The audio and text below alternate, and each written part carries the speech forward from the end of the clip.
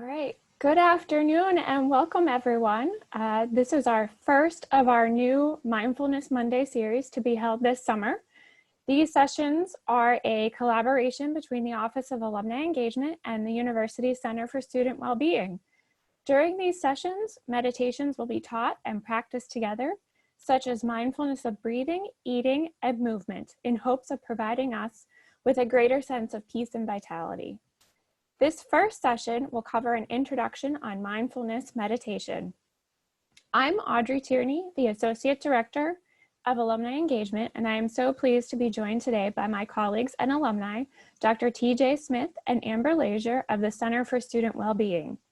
They were more than happy to put together this program for you to help us all navigate through these challenging times with the present pandemic. Before I introduce them, I have just a few notes in regards to the technical end of the session. Throughout the program, your microphones will be muted, but you are welcome to submit questions through the chat feature on the toolbar at the bottom of the screen. TJ and Amber will answer questions throughout the program as time permits. You may also turn off your video if you prefer. Now, a few words about my colleagues from the Center for Student Wellbeing. Dr. TJ Smith is a licensed clinical psychologist and has been engaged with meditation for over a decade, most recently leading meditation groups for Duquesne University students. TJ is currently the training director for Duquesne's counseling services. Amber Leisure has a background in exercise physiology and has taught yoga for 13 years and meditation for 11. Amber currently is the assistant director for recreation services and has a profound appreciation for the ecumenical approach to the mission of the university. She also just graduated from Duquesne 10 days ago with her master's degree. Now I will turn our session over to Amber and TJ. Hey, everybody. Hey, good to see everybody. Thanks, Audrey, for that lovely introduction. And I appreciate everybody who signed in and who's here. I guess I don't really need to introduce myself. So, TJ, do you have anything to add? Yeah, we're definitely, welcome you are joining us here for this meeting. I think more of this is something that Amber and I both appreciate and enjoy. So it's a lot less work and a lot less more something we both like to practice. So I feel like this definitely holds significance for us, both being alumni ourselves and both being meditation practitioners. And looking at this too, I wanted to start off with a quote here. This quote is from Parker Palmer. I think it really situates these meetings, and I'll just read it out loud. Community does not necessarily mean living face to face with others. Rather, it means never losing the awareness we are connected to each other. So really, I'm thinking about these sessions, we're going to be meeting today and then for 3 other times as a way for us to find, a certain sort of community. I know during these challenging times, especially with social distancing, we're all living sort of quarantine and isolation in our own little bubbles here.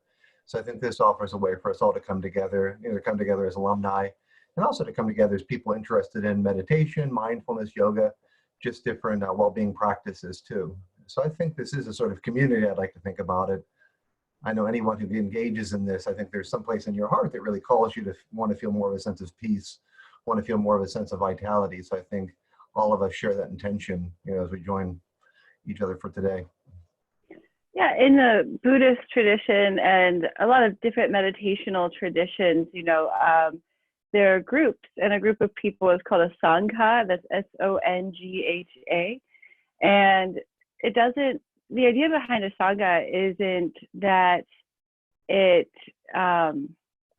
isn't that we have to be together in the same space. It is really just a group of people doing the same thing together, and we know that we each exist and we are, supported by the fact that we're not alone in this. And so this meditation group right here is our very own Sangha. So. Excellent. I just thought I'd talk about, meditation and mindfulness in a very matter-of-fact sort of way. Now I'm going to use this is sort of a meditation group. We're using that very broadly just because that way we want to include a bunch of different practices. So we see this more as a survey. But I'm going to use mindfulness and meditation interchangeably, although they're not quite. So we're going to talk about mindfulness versus mindlessness.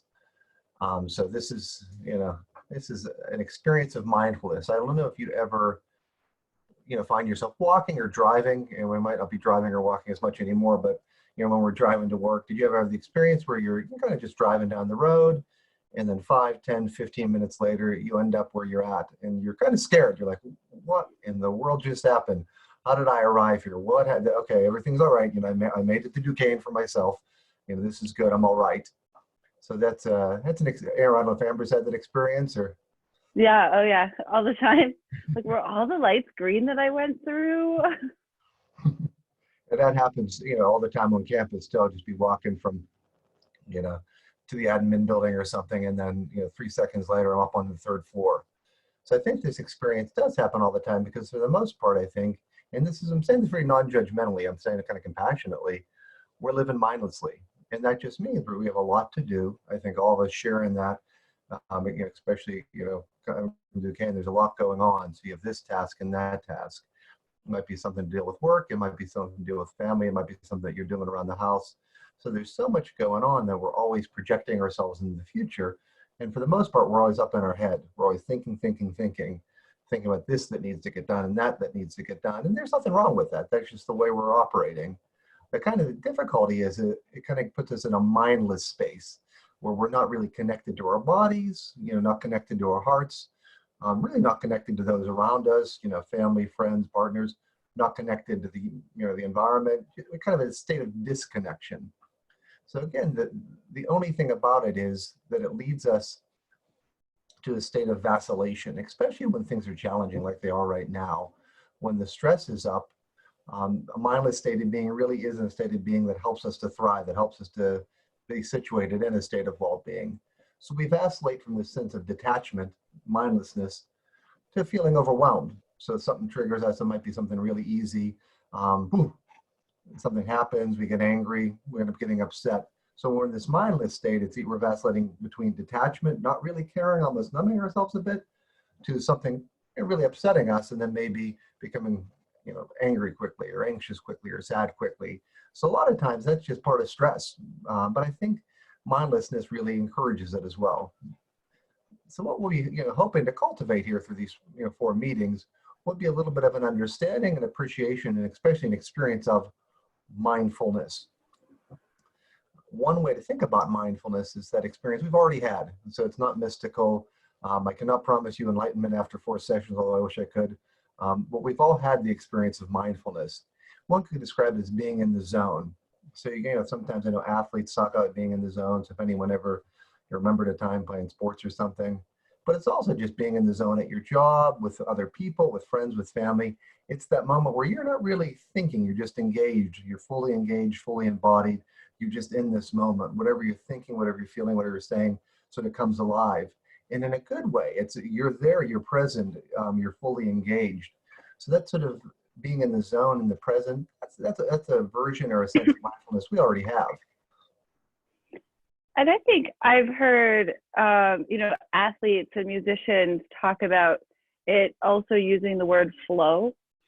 So, they've attained a state of flow, and you don't have to be a musician. You don't have to be an athlete to find that flow or to be in the zone, and we're going to talk about this a little bit more when we get into our first practice of meditation, but really it is finding something rhythmic that you can do. That might just be breathing, or finding something that you know enough how to do that you're not thinking about one step at a time. Some people crochet, and I remember when I first learned how to crochet, but it was really hard and I was frustrated all the time. But once you learn how, it's something that you can do mindlessly, or mindfully, and because you're in that rhythmic state, you can find a better place to focus on other things. When your body's occupied doing one thing, you can find that flow.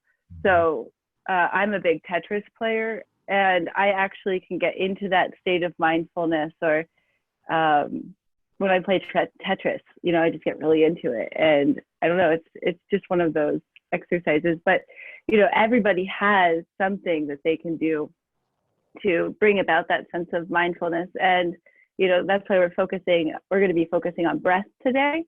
And because we all have our breath. We're all breathing. It's rhythmic. It's something that you can really focus on. But, you know, as we're going through this, it's a great thing to try to think about other activities that you do that, you know, might get you into that same space. All right, we'll start from the rock bottom. This is an introduction session to mindfulness, and what better place to begin than John Kabat-Zinn. He really is responsible for the second waves of the meditation and mindfulness, bringing it to the West. He also is the founder of mindfulness-based stress reduction. So it's a form of mindfulness meditation practice is really developed for people dealing with stress, pain, different forms of suffering. I actually just thought of, there's a UPMC Center for Integrative Medicine actually offers, you know, mindfulness-based stress reduction. It's not just one form of mindfulness, but I think a lot of times folks come back to this definition of it, and I like it as well. So I'm going to just read it out loud, and then I'll go through each part of it. Mindfulness is the awareness that arises from paying attention on purpose, in the present moment, and non-judgmentally.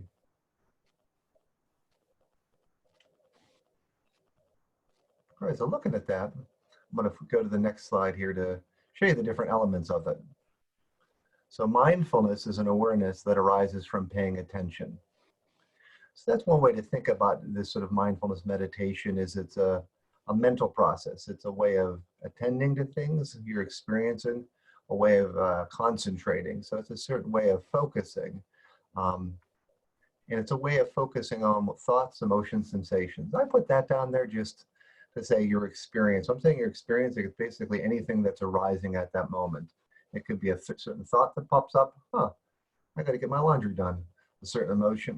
You know, I'm feeling a little bit tense. A sensation, maybe your neck's tense. So it's just paying attention to anything that's happening at that moment. A way of taking a little bit of concentration, a moment for that. The second part is on purpose. It's setting an intention to be mindful. Now, the reason this is because we were saying, for the most part, we're living mindlessly. And again, I'm not saying that, you know, judgmentally, saying it more descriptively. So since we're all doing that, you have to sort of set a certain intention that, hey, I'm going to be present at this moment. I like saying it's, I think a lot of folks say it's an intention for attention. You want to sort of set a goal to pay attention at this moment. And goal seems a little bit too formal, because I think sometimes goals can get in our way. I would almost think of purpose and intention as like a slight whisper in the back of our mind. So when we're, you know, going to the store, you know, the whole time I'm not thinking, I'm going to go to the store, I better go to the store. It's sort of this background thought that is just driving us to the store, and then we arrive at the store. So the purpose is that, just a purpose, a light whisper that, hey, I'm going to pay attention at this moment. The third part of mindfulness is in the present moment. That's a big part of it, and I think that's what really draws me to mindfulness and meditation, is really being fully immersed in your experience at this moment. That could be your experience of being in the body, your experience of other people, the world, everything that's arising in the here and now. And what you end up finding is that there's a certain richness that happens when we're in the present moment. When we're relating mindlessly, we kind of miss things that are going on with other people or the world around us. But when we're really attending to the present moment, there's a huge wealth of things that are going on. And I think we'll really experience that next time when we're meeting in a month. We'll be doing a mindfulness of eating exercise. And I think that really brings it home, because you could really experience such a wealth that you don't really get to experience when you're in that sort of mindless zone. And the last part that, you know, we'll talk a bit about today actually is non-judgmentally. So that means when you're practicing mindfulness, you're trying it out, but really just try to obtain like a neutral relationship to your experience, almost like you're welcoming your different thoughts, emotions, and sensations. So when you're doing this too, it's going to be tough. You know, the first mindfulness exercise, your mind's going to be wandering. Your mind's going to be wandering possibly as we're presenting here too. So when it does, kind of be gentle to yourself. You're going to say, okay, yeah, you know, right now I might be feeling a little bit of pain in my neck. I might be feeling a little bit of stress about something that has to get done. That's okay. You know, I'm going to really try to see this neutrally. I'm not going to pass too much judgment on myself when I'm trying to learn something new. And TJ, I'm reading over, you know, the Kabat-Zinn response to what is mindfulness. And I think this really ties back to what you were talking about when you were describing mindlessness versus mindfulness. And would you say that that is akin to reacting versus responding? Oh, most definitely, yeah. Yeah, I think what, in the mindless mode, it's sort of, we're going about the day to day in a reactive and a reaction mode. So when we're mindless, something happens, you get an email, something happens at home, you react, you get stressed, you get angry, maybe a little bit down or something. It's just this reactive mode. Now, this would be talking more about the responsive mode. What we're really cultivating is a way to relate to ourselves that, takes into account, okay, yeah, this is stressful. Yeah, this might get me a little angry. Maybe I am about to react, but let me respond. Let me do a second pause. That's where it's called the sacred pause. It's, in between the stimulus and the response, right in between, the way you respond to something, there's this brief second, and I think that's the space of mindfulness, that then we can, have that space to be better able to choose how we may want to respond, rather than responding to stress, to, shutting your email and, yelling. It might be a time just to pause and take a few breaths, do some mindfulness of breathing or some breathing exercises. Thank you. I know when I started my personal practice before I was teaching, people would talk about like putting some space around something, something comes up, somebody says something that I bristle at, and, having the awareness or the mindfulness to put some space around it. And it took me, I don't know, a while to really understand what that phrasing meant, but I think that that's kind of that reactivity versus responsiveness. So thank you for that clarification. Thanks for the question. It's my turn to go through some meditations with everybody. So we're going to do our first practice. And one of the things, TJ and I have been teaching this meditation class for students for a while. And one of the things that we've done, which seems to be pretty fun for the participants, is we do 2 separate meditation sessions. And the first one is more of a fun, just maybe a different meditation from a different culture or practice. And then, or maybe sometimes it's about anatomy or something along those lines. I know last week we talked about the mudras, or the finger positions whenever we meditate. So we're going to go pretty basic today because my background's in exercise physiology, and so I'm all about anatomy. And anatomy plays such a crucial role when you're meditating because first and foremost, you don't want to be in pain. So if you're planning on meditating for longer periods of time, you have to make sure that you're in a position where you're not spinally compromised or, uncomfortable. So you see people in pictures in the lotus pose, and it's like, my ankles won't go there. Like, you don't want to force yourself into an uncomfortable position just to relax and meditate. So really the only thing you have to consider is your spinal alignment here. Whether you're sitting on the floor, whether you're sitting in a chair, on your couch, wherever you are, it really comes down to spinal alignment. If you prefer to lay down, you certainly can, but it is very easy to fall asleep if you do that. So, it's one of those things, like, you can if you want to, but it's a little better to be seated. And then the next thing to think about is your hip and knee alignment. So if your hips are slightly higher than your knees, then you allow for better blood flow through the hips since you're not at a right angle. So if you're sitting in a chair, maybe putting a cushion on the seat so that you're sitting with your hips a little higher than your knees, or if you're sitting on the floor with your legs crossed, maybe sitting on a blanket or a cushion. But certainly that's not imperative, especially since today we're only going to be going in short bouts. So it's not, you're not really restricting too much blood flow.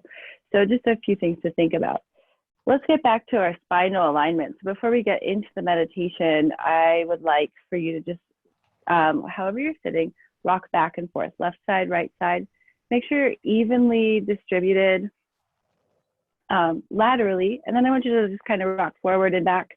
Make sure you're evenly distributed on like a frontal plane as well. Then from there, I want you to just relax your shoulders away from your ears. You're tucking your chin in slightly, bringing the tongue to the roof of the mouth. And it's a little bit easier to meditate at the beginning with your eyes closed because you're getting rid of those distractions. But as you begin your practice, or as you get into your practice, you might find that keeping your eyes open and gazing 45 degrees in front of you is helpful too. I put this little GIF on here just to use as a way of breathing and following your breath. So you inhale as it gets larger, you exhale as it gets smaller. I actually keep this on my phone, so sometimes I'll just like pull it up and breathe with it if I realize that I haven't been very mindful, I haven't really been breathing deeply. So I put that on there just so you'd have it. But if you just do a GIF search, you can find it. And it's under inhale, exhale, so pretty simplistic. The next thing I want to talk about is our breath. So throughout the day, we're really not often paying attention to our breathing, and we tend to breathe in a more shallow manner. But our lungs are really deep. So if we're breathing shallowly, we're only breathing the air halfway into our lungs and then breathing it right back out. So we're recycling the top half of our lungs. But the lower portion of our lungs, we hold this residual air. And that air is full of carbon dioxide. And so as we take our first couple of breaths, I'm going to be instructing you to breathe all the way out. So it's going to be uncomfortable. You're going to feel your abdominals tighten. You're going to feel your diaphragm move, and it's going to be uncomfortable. But what we're doing there is we're getting rid of all of the residual air in our lungs so that whenever we inhale, we're bringing in brand new oxygen every single time. Obviously, this is a way that you want to breathe all the time because you will hyperventilate. You could pass out, like if you breathe like this every minute nonstop. So just taking a few moments every day and just focusing on that breath helps you to be more in tune with how you are breathing. And you will feel better when you have more oxygen in your system. You'll also feel warmer and it's more energizing. So we're going to do 2 breath exercises today. The first will be for energizing, and the second will be for relaxation.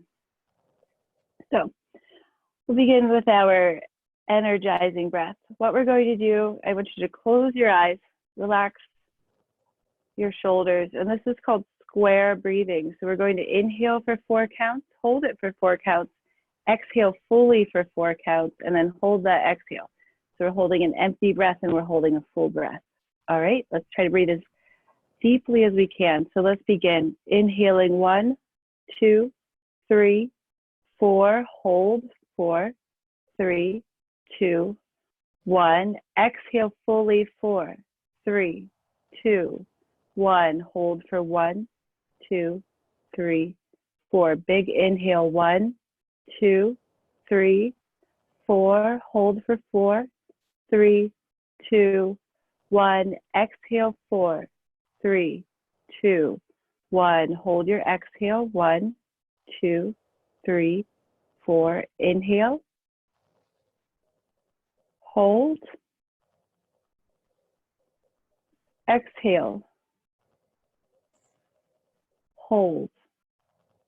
And now you can go back to your normal breathing.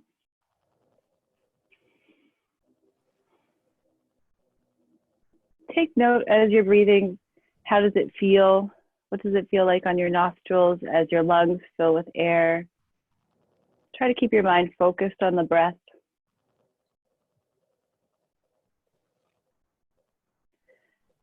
Now we're going to go into a more relaxation form of breathing. So if you're having trouble sleeping or you're trying to calm yourself, the next breaths will be 4, 1, 7 breathing. So we're going to inhale for 1, 2, 3, 4. Hold for just a moment. Then exhale 7, 6, 5, 4, 3, 2, 1. Deep breath in 4, 3, 2, 1. Hold for a moment. Exhale 7, 6, 5, 4, 3, 2, 1. Big breath in 1, 2, 3, 4. Hold for a moment. Then exhale 7, 6, 5, 4, 3, 2, 1. And you can go back to breathing normally.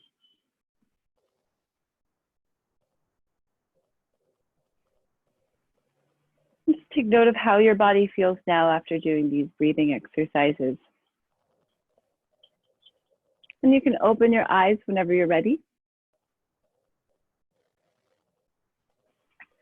And what I like about these breathing exercises is whether it's for rest or for energizing, you can really control how you feel just based upon how you breathe.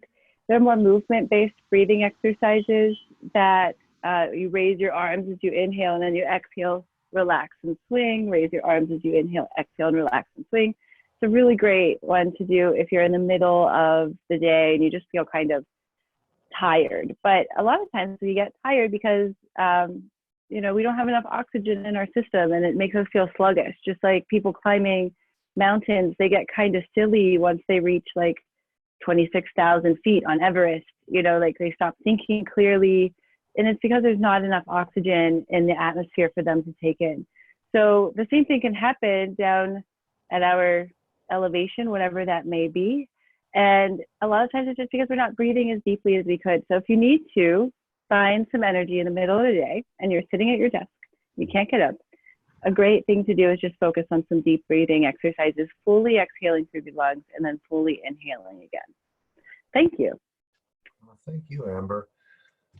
I noticed that too after learning the relaxing, breathing techniques from you too. Sometimes I have the Fitbit on, and if I notice, maybe the pulse rate's a little higher, I was walking around or something, maybe a little stressed. Even just that the 417 works wonders too. Just within a few seconds, I can see the pulse is calming down. I feel like I'm more relaxing after that too. Yeah, it's really interesting. So like as we inhale, we're dropping our diaphragm to allow for more air to come in, and it actually raises our heart rate because of the thoracic pressure that's building up. And as we exhale, it's a big relaxation of the diaphragm. When we forcefully exhale, we use our abdominals, but if we're just like allowing the air to leave, then that's a full relaxation. It drops the pressure inside of your thorax, and it allows the heart to slow down. So when you are breathing to relax, focusing on lengthening the exhale will actually lower the heart rate. Yeah. And hearing you talk, I'm thinking about the big, with all these 4 sessions too, the big part of it too, I think this connection to mind to body. We're talking about meditation. I even said it's more of a mental concentration, but it's also an embodied experience. So there's this connection, mind-body, that helps us in this cultivating a certain sort of mindfulness or a certain sort of presence to being in the world. We had a great question too from Vivian. I want to make sure to address that. What does putting some space around it mean? That's a good question. Yeah, I think with the space, again, the way I was thinking about that would be, it's kind of like a metaphor. And I love the word space because I think space has a sense of spaciousness. Whenever something happens, the example I was using was an email. Let's say we get a stressful email, there's this stimulus out there, something that might be triggering to us. Our initial experience might be, stress, maybe a little anxiety. There's something that's due by the end of the day that you haven't got as much done that you want to get done. So right there's the stimulus and your quick response. However, what we tend to do in a mindless state is maybe just jump into action. That might mean I might start worrying about something, thinking. Sometimes I'm hard on myself. I might start judging myself. Oh, I can't believe I forgot that. Come on, you should have known better than that. I might go off on a tangent, or I might just send something back, quick email back without thinking about it. So I think, the mindlessness is that mindless connection there between getting something that triggers you, feeling something emotional, and then just responding, doing something about it really quickly. That tends to heighten the emotion or whatever you're experiencing at that moment. So space would be more of a pausing, and that's hopefully, we'll talk about it a bit today, but hopefully by the end of the 4 sessions too, it'll be more clear. They have space would be basically pausing to notice what you're going through. So it's, I'm tense right now. What is this tenseness about? Oh yeah, I just got that email about something I have to get done by the end of the week. Okay, what does this tenseness need? Well, right now I think it might be best to practice a relaxation breathing technique. So it's through this course and through the different exercises, the space is just pausing to notice what your experience, what that experience is like, and then the response is even asking what do you need right now? What does that emotion need? And then taking the space and taking the time to actually maybe provide yourself from what you need. So when I notice maybe during the day that I get a little stressed, I'll take a couple seconds to do some mindfulness of breathing or a breathing exercise like Amber taught there. So the space, And, yeah, I'm sorry. I know. Okay.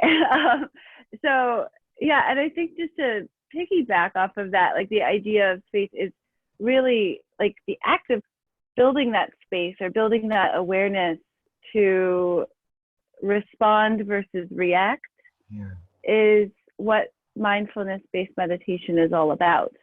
So, because whenever you're able to observe yourself behaving and you're able to observe yourself in a situation and your circumstances, that is space.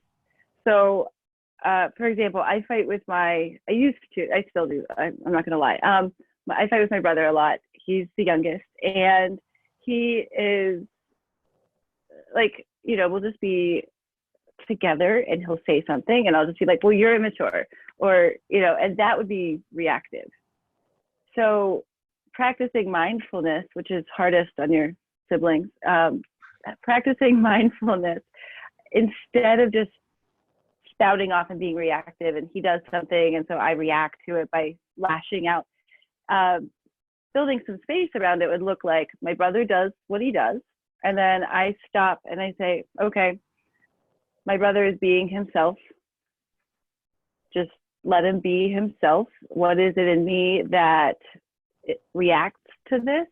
What is it about myself that is being so bristled by this? He's just being himself. And then I take a deep breath and then I don't lash out at him. That might be a good example of space versus like the responsiveness versus reactivity. That's a wonderful example there too. As you were talking, I thought about, I had a reactive experience over the weekend too. That I'd like to say I practice mindfulness. I tried to, I eventually did, but I'd just gotten a new bicycle, and bicycles are hard to come by right now. Everyone's buying up bicycles and exercise equipment. So I tried and I got a new bicycle that I can ride with the kids around the neighborhood. So then I also bought a helmet because you have to practice safety. I don't know if this comes across in the webcam, but I got a big noggin. So I have a very big skeletal head. My head's big. So I tried it on and it seemed to fit, but I didn't press the clasp at the end. So when I tried to go out and ride the bike yesterday, I guess it was Saturday, I was all excited and it wouldn't actually clasp because my head was too big at that moment. So I was so frustrated and it was going outward like, oh, what's going on here? I wanted to do this so bad. And a little bit of that frustration went inward too, where I was feeling like, oh, I wish I had checked that out a couple of days ago. I could have ordered a different helmet online. So at that moment, I was starting to get frustrated, and the frustration was growing. Looking back, it would have been a nice time just to notice, okay, right now I'm feeling frustrated. I might be a little bit hard on myself right now. And then to take a bit of a time out, just to sort of let myself take some time and space to see, well, let's see what else we can do here, to kind of notice that frustration, to notice maybe being hard on myself. Because what it ended up turning out was that I just used my son's helmet actually fit. So him and I exchanged helmets. I tightened his clasp a bit. So there was no real problem. So it's that kind of the value in responding is it helps yourself and it helps you to find different solutions that might not, be there when we're in sort of a mindless or more of a reactive state of mind. That's a great example. I'm glad it worked out. Yes, it did. And we got to ride the bike too. So it was wonderful. I do have to add though, I love that you said that your head was too big at the time, as if like that's something that just changes from moment to moment. Just, when I practice breathing meditation, doesn't my head expand and go? Oh yeah. That's what that is. Okay. Yeah. And this is, I think, thinking about space too. This is, what we're talking about next. The welcoming is a sort of way to, take up space towards our different experiences. And I think this will, be talking about welcoming on the way to a mindfulness meditation we'll be doing at the end here. So this is to help us understand what we mean by relating to our experience. So, basically when we have an experience, something comes up for us. It might be a pain, it might be something positive like a happiness, but a lot of times it might be something that's a bit of suffering. It might be an anxiety or a stress. It might be a sadness or a loneliness. It might be a frustration like I was having. So these kind of visit us all of a sudden. So when we have these come up, we can kind of relate to ourselves in a certain way. And that's the difficulty, is it's trying to know how to relate to oneself in a way that doesn't shun that experience. So when we're talking about this, we're talking about welcoming our thoughts, emotions, and sensations. So one way to do this is to imagine yourself as a house. When you imagine yourself as a house, you might imagine each experience as a different visitor coming to say hi to you. Rather than kind of shunning that visitor, you can kind of welcome them and say, okay, hey, how you doing? It might be a certain emotion, it might be a certain thought, it might be a certain bodily sensation. You could welcome them. The other option would be to slam the door. Stay out. I don't want to hear about you. I don't know what, really want to know what's going on.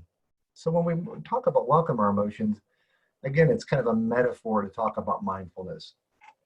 And it's a way to be hospitable to the different feelings and thoughts that are coming in for us for those moments. So that welcoming is a great act of hospitality to ourselves. So when you're feeling stressed out, anxious, upset, or even if you're just feeling happy, kind of joyful, it's a way to kind of get a certain sort of relationship to yourself where you're inviting, you're accepting of whatever's going on at that moment. Yeah.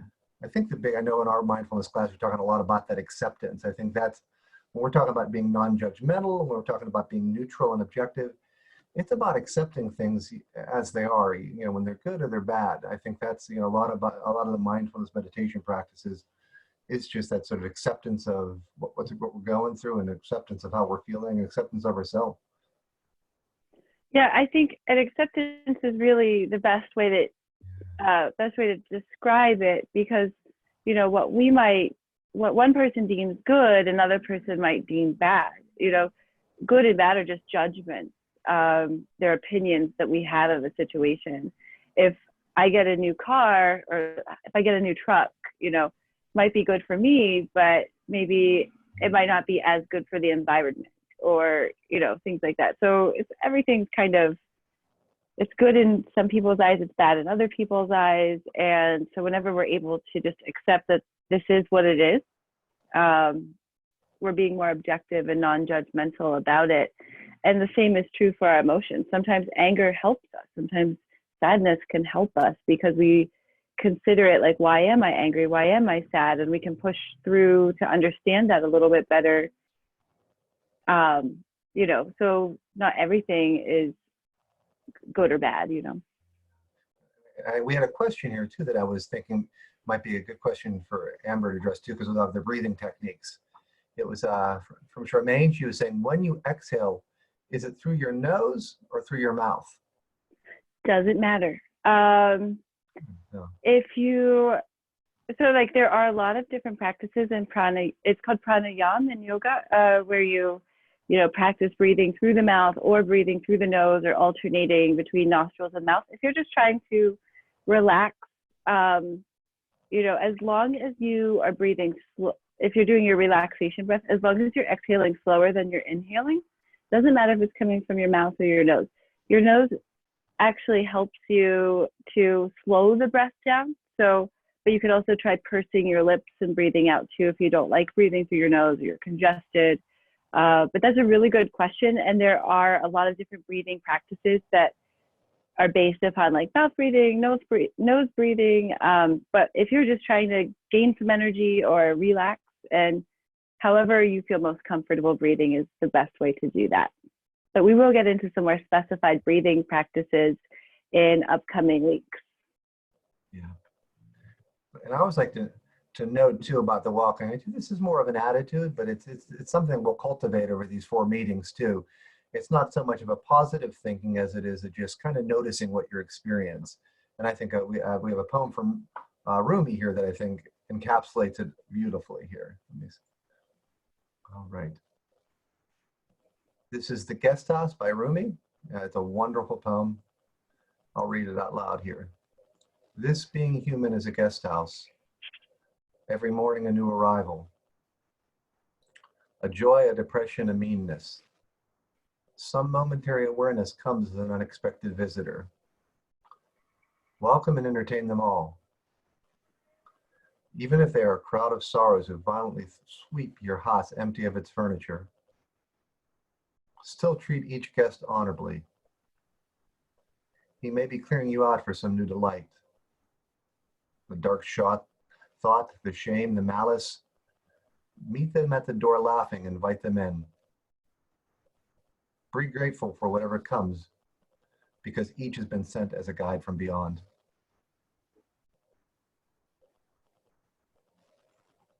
I actually have this hanging in my office too. I love that poem. And we're prefacing the mindfulness exercise we're doing in just a short bit here. And it really, what you're going to have happen is you'll be instructed to focus on your breath, but thoughts are going to come up, feelings are going to come up, sensations. So welcoming is just allowing them to come up and saying, there I go. There's a little bit of stress. There's a little bit of happiness there. Just noticing it, maybe naming it. And also being okay with wherever that goes.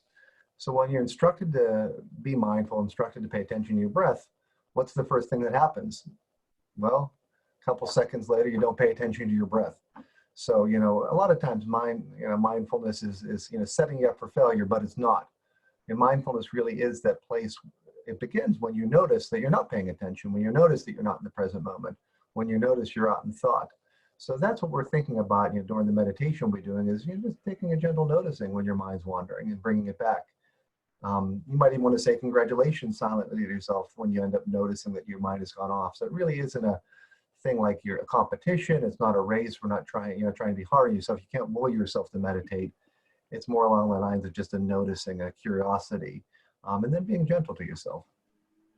And I like to tell people whenever they first get started that mindfulness isn't necessarily just about clearing your mind or intensely just focusing on the breath. If your mind wanders and you notice it wander, you're being mindful of your mind wandering, and if your goal is to focus on the breath and only the breath, then the practice of mindfulness is the constant act of bringing it back to the breath, because the mind will wander. That's completely natural. That's completely normal. Some days will be easier than other days, but the idea is just like, okay, I drifted off for a second, bring it back. And it's just that constant act of bringing it back.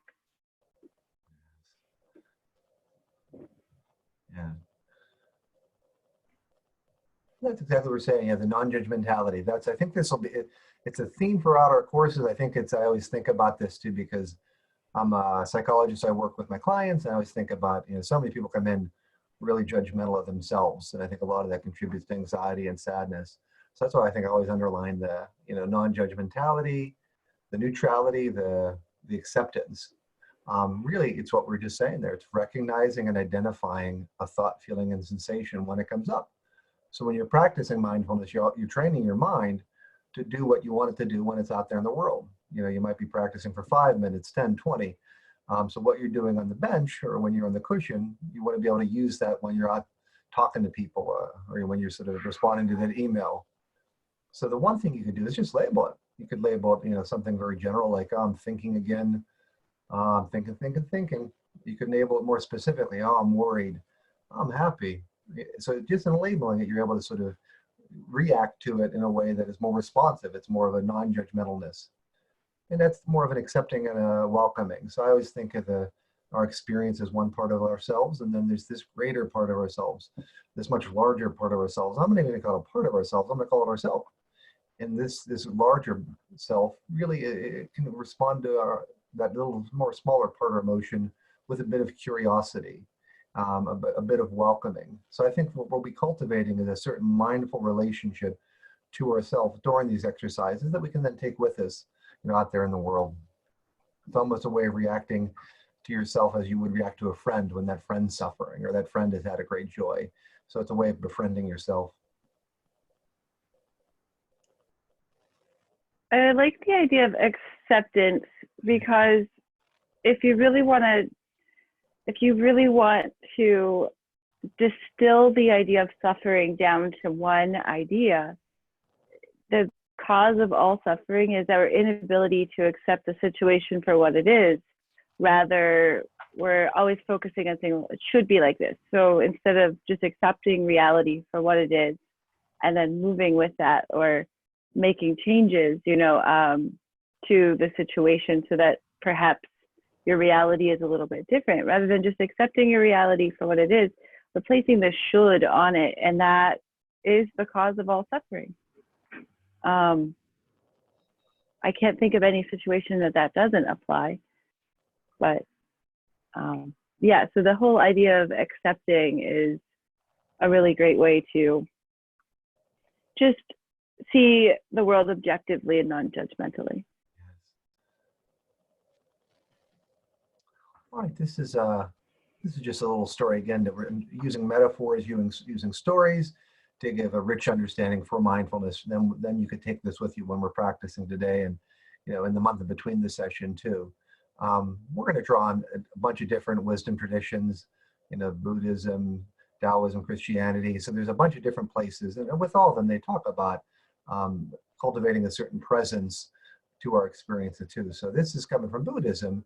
And Tara Brach is a great mindfulness meditator I really admire. She tells the story. So I'm going to, tell it, but of course, give her credit for the telling of it. Before the Buddha became enlightened, there's the demon god Mara. He would continue to attack him right before the enlightenment. And by attack, he would really just bring to him all the most difficult, hideous experiences. It could be experiences of greed, experiences of envy, to anger, to doubt. So when you think about yourselves, there's different experiences that really could present itself that might be your trigger experiences. For some of us, it might be doubt. For others, it might be anger. For others, it might be envy, jealousy, gluttony, greed, all of the good, all those things that we kind of try to, put into the shadow there.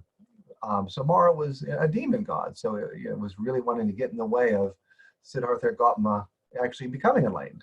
So tried the hardest, but each time that Mara would do that, the Buddha simply acknowledged Mara's presence, basically saying, "I see you there, Mara."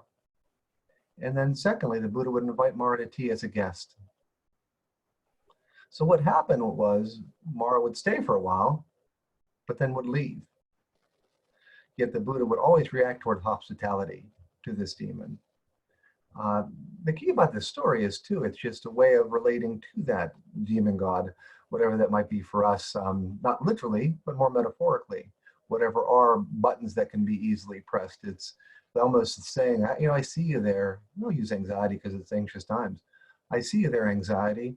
I see you there, uncertainty, and then just sort of letting that arise and letting it fall. A lot of times what we find is that when we push away from an experience, especially an experience that we judge as negative, that pushing away creates so much tension.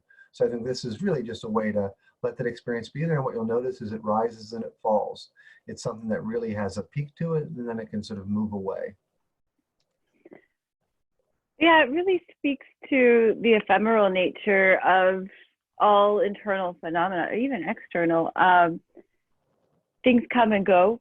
If you have Facebook, you have this Facebook feed that will tell you 5 years ago on this day. And if you think about 5 years ago, what was the biggest thing, the biggest troubling thing in your life, or 10 years ago, it's probably not really a thing anymore. Or if it is, it's not as pressing as it once was.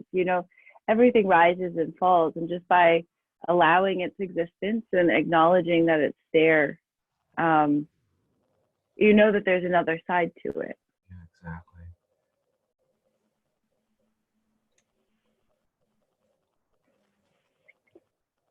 So we talked about this earlier. We're going to be setting up our second meditation. So you want to make sure that you find a comfortable seated posture, and your spine is straight but relaxed. I didn't speak to this earlier, but your spine is actually on a curve, like makes the letter S, and you want to allow that curve. So a lot of times whenever we think about posture, we square up and get as tall as we can, but really you want to allow for that curvature of the spine. So, relaxing. You want to feel almost like a wet tea bag hanging from a string, and that string is right in the crown. And then from there, you want to make sure that your ear, your shoulder, and your hip are in alignment. And then if possible, bring your hips slightly higher than your knees.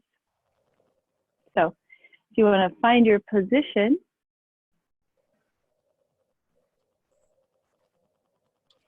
All right, so I'll lead you in this mindfulness meditation. We're going to start with a brief meditation about 5 minutes or so, just to sort of give you a nice chunk. And this is something that you could expand throughout the month if 5 minutes sounds like it's okay. All right. Again, find a relaxed and comfortable position on a chair, on the floor, or on a cushion. Keep your back upright, but not too tight. Hands resting wherever they're comfortable. Tongue on the roof of your mouth, or wherever it's comfortable. And you can begin by noticing your body from the inside. Noticing the shape of your body, the weight, touch. And let yourself relax.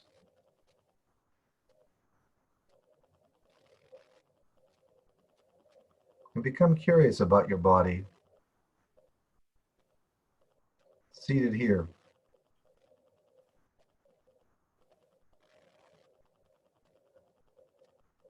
The sensations of your body.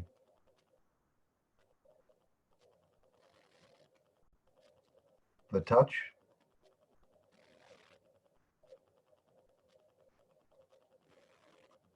The connection with the floor. The chair.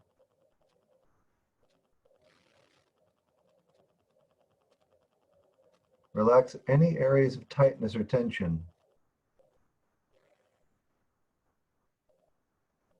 Just breathe. Soften.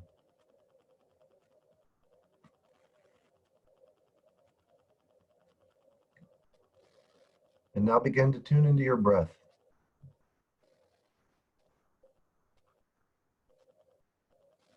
In your body.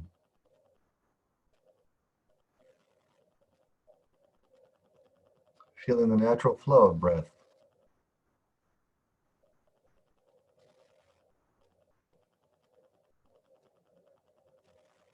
You don't need to do anything to your breath.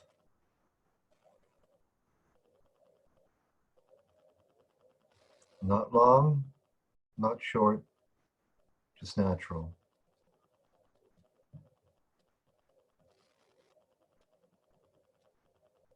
And notice where you feel your breath in your body.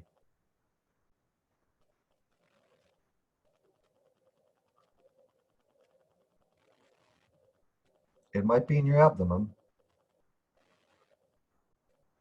It might be in your chest or throat. Or in your nostrils.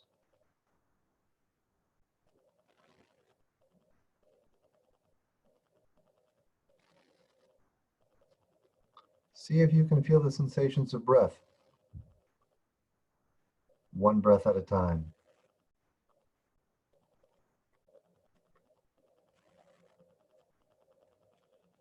When one breath ends,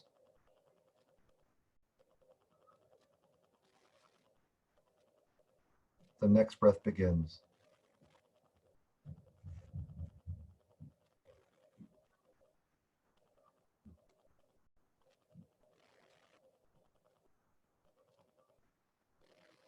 Now, as you do this, you might notice that your mind has started to wander. You might start thinking about other things. If this happens, this is not a problem. It's very natural. Just notice that your mind has wandered.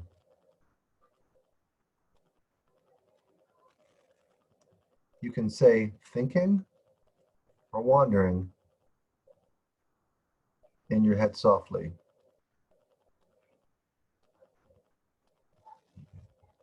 And then gently redirect your attention right back to the breathing.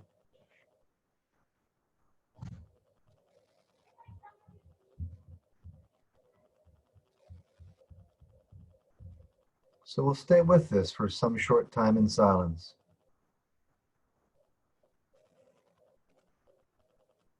Just a short time Noticing our breath.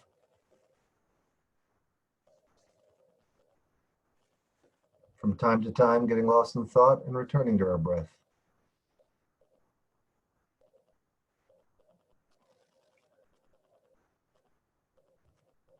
See if you can be really kind to yourself in the process.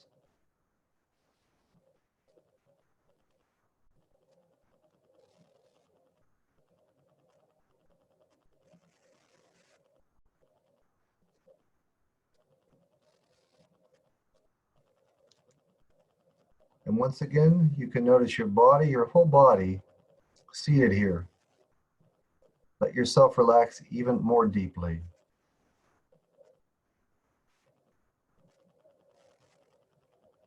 And then offer yourself some appreciation.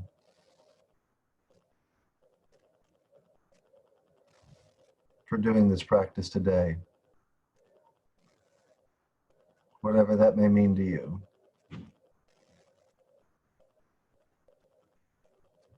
And finding a sense of ease and well-being for yourself that you'll take into the rest of this day and in the weeks to come.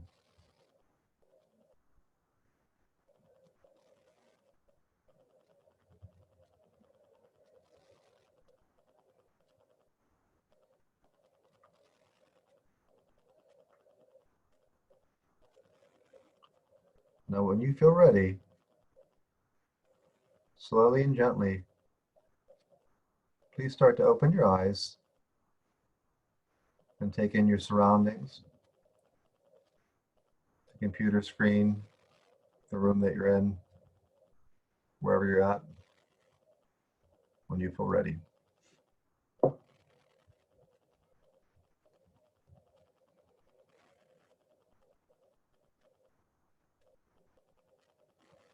And that's just one mindfulness exercise that we'll continue to grow off of next time we meet, when we're going to be talking about, the mindfulness of eating.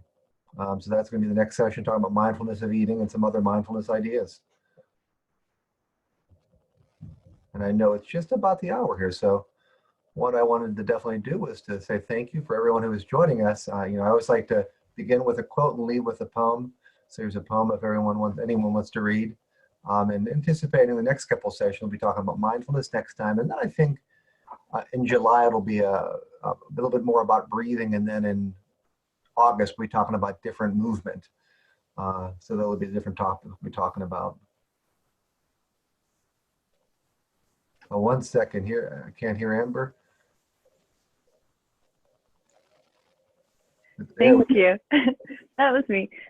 Speaking of movement, I will be teaching yoga classes on Monday, Wednesday, Friday at 4 o'clock.